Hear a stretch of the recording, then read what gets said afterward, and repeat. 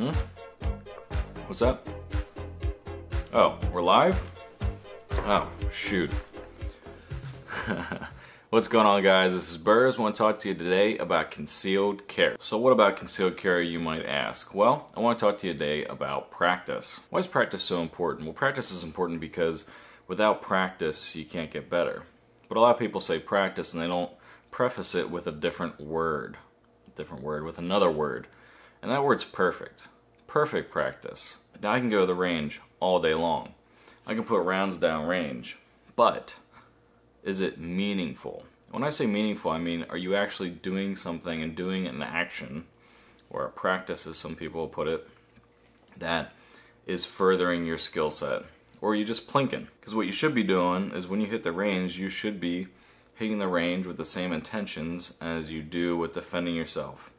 If you're a concealed carrier, you should be hitting the range with your concealed carry gun and training like you fight. So what's some quick things you can do? Well, there's a lot of dry fire practice you can do.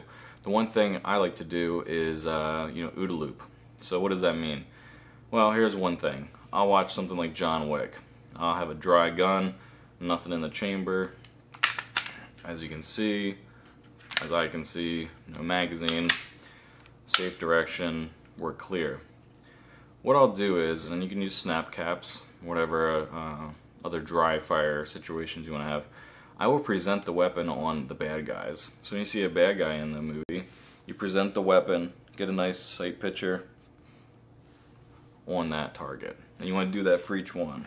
But you're not exactly sure when it's going to happen, unless you've watched the movie 50 times and you know when they're going to come on screen. But it's a good way to holster your weapon, come out of your holster, get a nice sight picture, come out of your holster, a nice sight picture, right? You can't always go to the range and have live fire practice.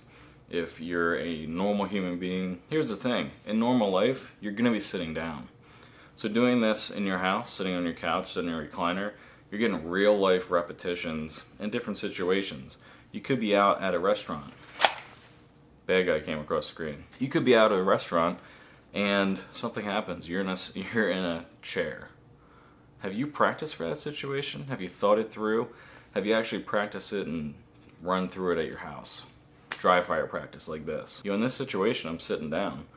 How many times have you drawn your gun sitting down? Those are all the questions you gotta ask yourself. Like right now, I just got done eating. I feel really fat. My gut is pushing against my concealed carry gun. But if I have to, I'm gonna have to present that gun, whether I feel fat or not. I don't know about feel. I'm pretty fat. I'll tell you a story from when I was younger. I was about 12, 13. During the summers, I would stay home. My parents would go to work. I'd have all day to myself. I played baseball at the time. I played football too, but during the summer, I would get ready for baseball. We'd have tournaments and stuff like that. And the one thing I would do, like I said, you got to think outside the box. The one thing I would do is I would take my pitch and catch, whatever it's called. It's just a screen where you throw the ball and it comes back to you. I would set that up, and then I would take a bench, just like a picnic bench, and I'd move it over and I'd set it straight up and down on another area. I'd throw the ball to the pitch and catch, it'd fly back to me, or depending on where I threw it, it would come back like a grounder. I played shortstop.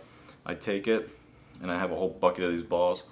I'd take the grounder, the ball coming back to me, and I'd throw it like I was throwing it to first base, which was the bench.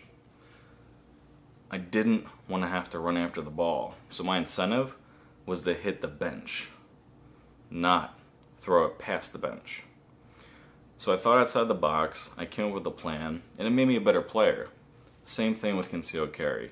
Dry fire practice is something I believe is underutilized and somewhat underappreciated. So next time you want to get better with your concealed carry, with your skill set, practice perfectly, do some dry fire practice, and think outside the box.